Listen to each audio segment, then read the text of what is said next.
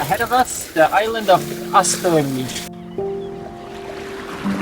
The thing I love most about traveling on a sailboat is that you can never really know what happens next. And the events that transpired when we threw down the anchor in this bay on a cloudy day in Sweden, well, I never could have seen them coming. I'm literally shaking. That was amazing.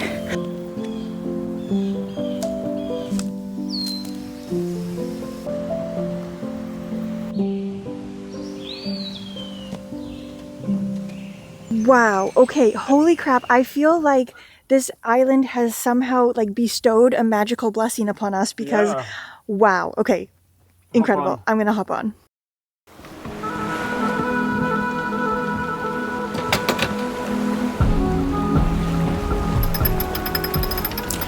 I'm Maya, and this is Aladino. In the summer of 2022, we sailed north in our 28-foot home with our sights set on Scandinavia. We dreamed of rugged coastlines, intense sailing, and otherworldly anchorages. Join us as we document every chapter of this Scandinavian summer.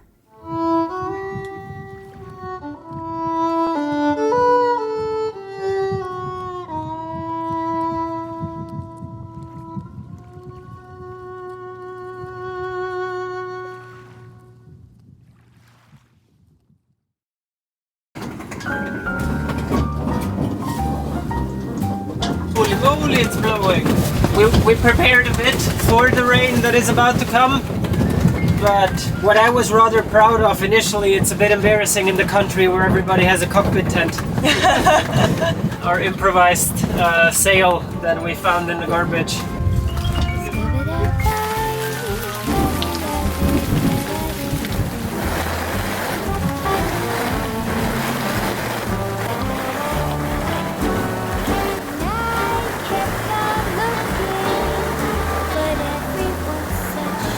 Oh, there was a little bit of lightning. Did you see that flicker?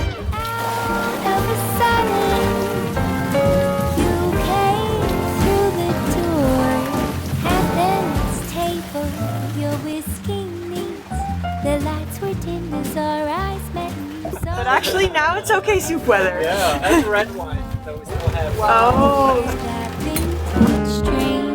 That sounds pretty alright.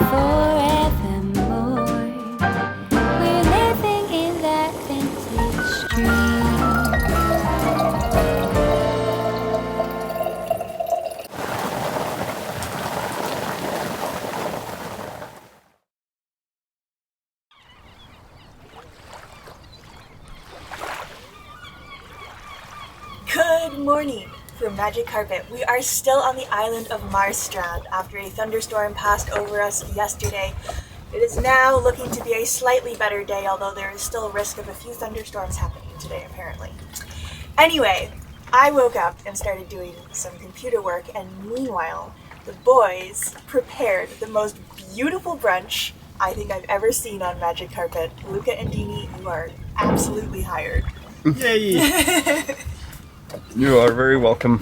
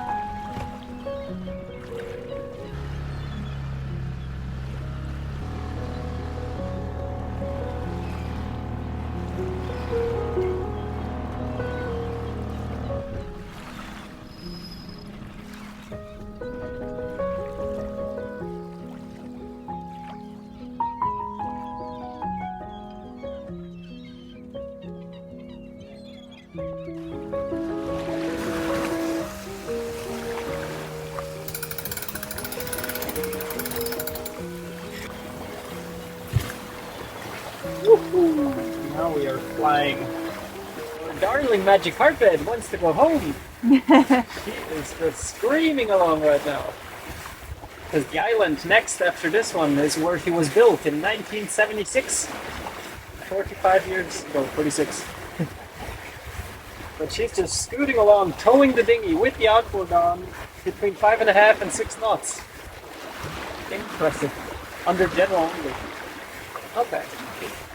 It is nice and flat here. Yeah. So beautiful.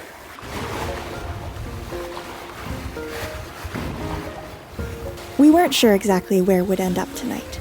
There are hundreds of options, and we figured we'd just choose one that looks interesting. And at that point, we had no idea just how interesting the rest of the day would become. Are we ready to jive? Ready. Ready. We'll continue. Isn't that the magic of travel? Around every corner is the possibility of a life-changing event. You never know when something unexpected and beautiful will happen, and that's why we go through all the effort, all the highs and all the lows. It's to shake ourselves from monotony, to introduce the possibility of unexpected beauty into our lives. And it doesn't always work, but sometimes it does.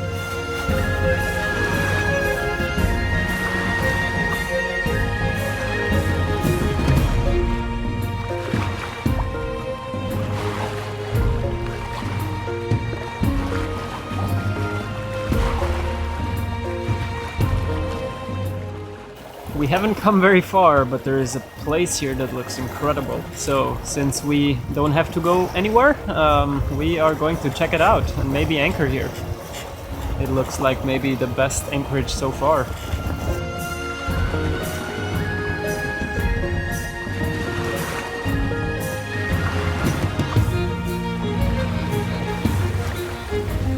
It's getting more rugged from Marstrand north. I feel like the rocks are taller, there's more forest, bigger trees.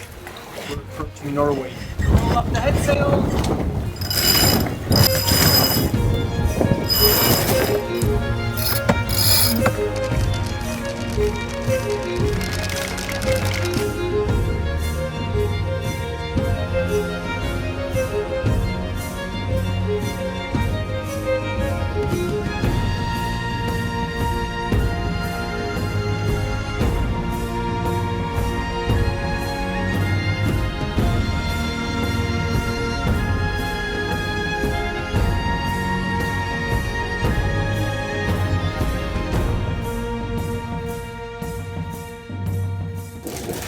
It's hard to say where we are, but we are amidst many islands. The bigger one is Kärsen, Risön, and we're anchored right in front of Skutholmen, which is very nice.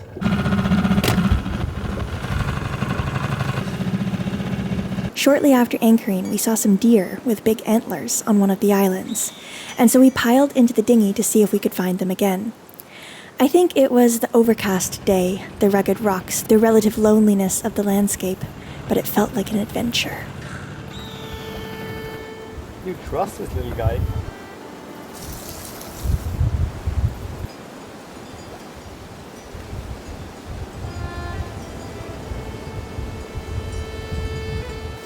Ha!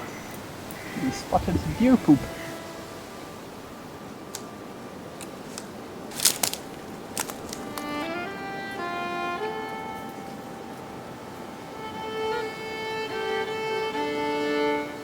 I can't quite rationalize what I was feeling in that moment. Deer aren't exactly new to me. Back in Canada, they walk up and down the street every day, eating all the flowers in the neighborhood. But for some reason, I was filled with adrenaline over the prospect of finding the deer on this island. Something about the setting, about the fact that I had my camera slung over my shoulder. I felt tingly and alert. You don't need a mattress in Sweden, just a sleeping bag.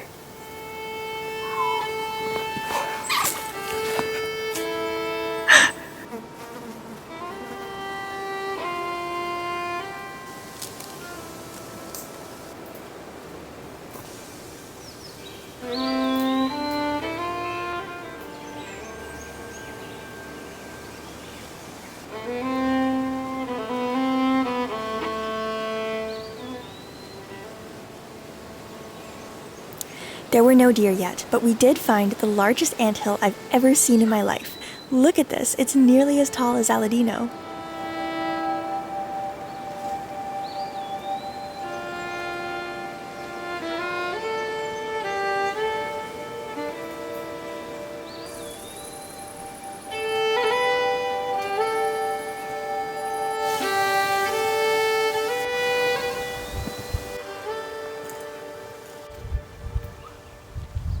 Beneath the evergreens, Aladino found bones of what we thought was a deer.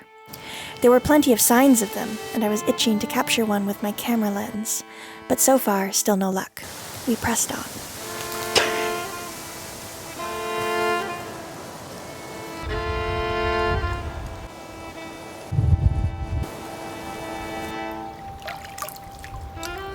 It's a nice shape. So the boys are going back to the boat, but I am determined to find these deer and film them. So I'm going back into the woods. I'm just going to pick a spot and sit there and just hope that they come by.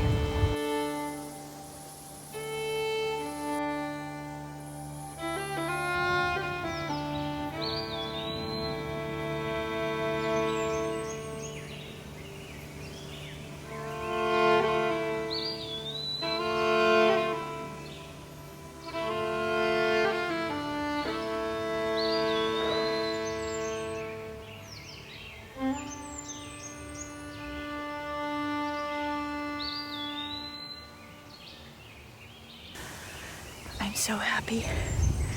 I just got a little bit of footage of some deer. But the two big ones that we saw earlier with the... Oh, there's flies. The two big ones that we saw earlier with the antlers weren't there.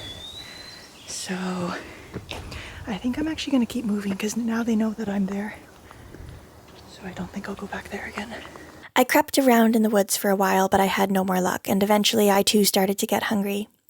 But before heading back to the boat, I decided to go down to the water just to get some footage of the sea.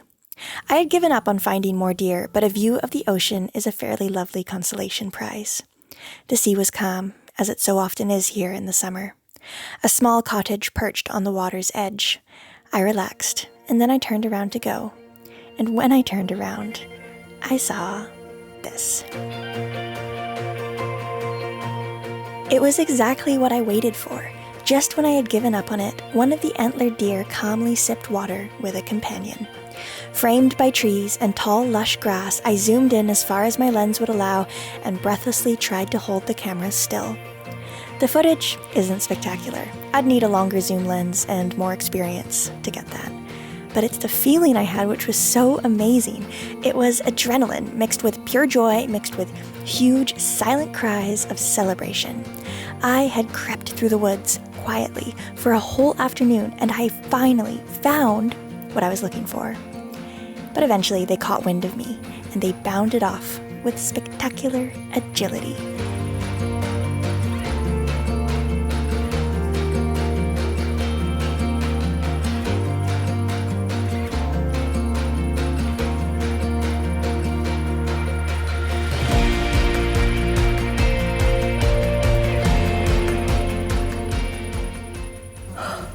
I'm literally shaking. That was amazing. I don't even quite know why I'm so in awe, because in Canada we have deer in our garden every single day. They're almost a nuisance, but there's something about it here, and the antlers and the baby deer sipping water by the edge. My mind is blown. So once they ran away, I was like, well, I can be loud again now. And so I called Aladino. I was like, oh my God, I just got the shots. I'm so excited. And then he said, well, we were also successful. So him and Luca were on a dinghy ride, and apparently they found a cabin somewhere, I don't know, and they got talking to the people who live in the cabin or own the cabin. And apparently the people are really nice, and they said that they're going to start their sauna and that we were invited. So I don't know what's going on, but I feel like I'm in a fairy tale, and what the heck, I am so glad we did not go to the harbor tonight. I'm so happy. I'm just waiting on the rocks now. I think I hear the dinghy coming to get me. I need a wildlife lens. That's what I need. I mean, if I'm like this excited about this in Sweden, then just imagine when we get to the coast of BC and there are wolves and bears. I mean, I think I need to invest in a wildlife lens. If I had a wildlife lens, those deer shots would be even more spectacular. I mean, I have a 24-70 that I'm using right now. It's wonderful. I love it. But, oh my gosh, okay, I might have just found a new calling in life. I literally was only on the island for like 2 hours, but wow, what a rush. What a rush. What the heck is the story about the sauna? We gotta go. Well, on the way, we were exploring and we saw so many saunas and we were like, wow, wouldn't it be awesome? But Yeah. I mean, of course, it's not just about finding the sauna, it's also about mostly that they're private. Yeah. So then we continue and then we find a ferry dock, which then it means it's public and there were people having dinner at a table. So we just docked the dinghy, walked to shore, and then we started talking to them and we kind of asked, how does it work with saunas here? Is there also some public ones? And then they said, yeah, there is on the big island, and we just continued to talk, and we are here with a sailboat and the whole story. And then at the end of the conversation, they handed us a beer and said like, I can turn on the sauna if you want. No. Yeah. So That's insane. then I said, well, but we go pick up a wife. So sauna will be warm in 40 minutes. Wow. Okay. Holy crap. I feel like this island has somehow like bestowed a magical blessing upon us because, Yeah. wow. Okay. Incredible. on. I'm going to hop on.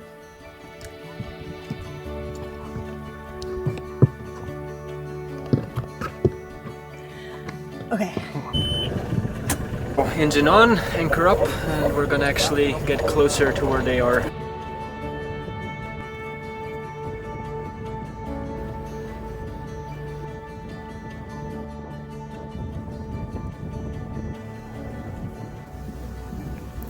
It was only a short boat ride between islands as the sun set, and soon we had arrived at the dock. Our new friends instructed us to tie to the ferry dock. The ferries had stopped running for the season, so it'd be safe there. We left the boat, gifts of wine and snacks in hand, leaving the camera behind. We sat and chatted to our new friends, who were so lovely and so filled with joy. It's hard to be miserable in a place like this. But the serendipity of this Swedish summer hadn't quite finished with us yet. Yeah! 2, 3, 4.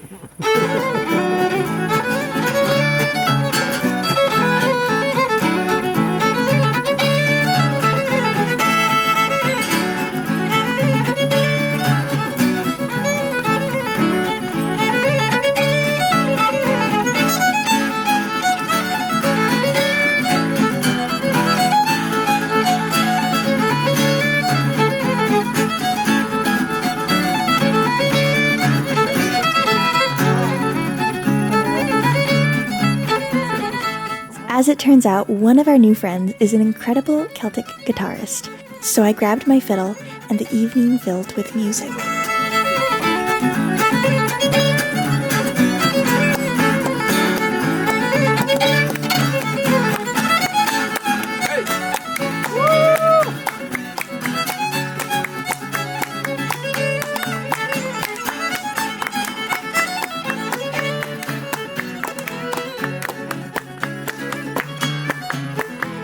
I am going to try and describe to you one of the most magical and serendipitous evenings we have had on this boat so far.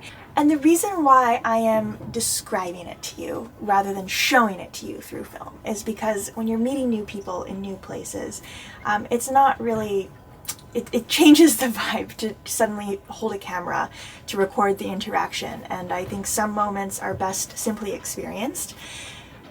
But what I can always do is share a story with you about what happened and how we experienced it. So you already know the part about the Deer Island. I was just having an amazing time capturing these photographs. It felt really surreal and beautiful to be out there by myself. Then Aladino and Luca come over and announce that there is a sauna that we have been invited to by some people who had a summer house. So we head over there, and basically the summer house in question is actually this old furniture factory, and the furniture factory was built with the planks of an old barge. So actually on the walls inside, you could see traces of barnacles, which was really cool. It hadn't been used as a furniture factory for a really long time, and it had been converted now into, there's a sailboat race happening. It had been converted now into 8 summer apartments, really small and really simple. No running water. You had to bring water up from outside out of a well, just an outhouse outside. But of course there's a sauna in the basement. Priorities, priorities. I love it. And the summer house is co-owned by all the people that share one of these small apartments, and they all maintain it together, and a lot of them were there that evening. So we sit down, we start to chat to them, we bring them a bottle of wine, and they give us a tour of the place. It was beautiful. And I mention that, you know, we're just talking, getting to know each other. I mentioned I play the fiddle, and the lady giving us a tour said that one of the guys in the apartment there is actually a musician. And so I went out and talked to him, and the music began. He went and grabbed his guitar. So it turns out that he is actually an incredible Celtic guitarist, able to just pick things up like that by ear. It was amazing. So we started jamming.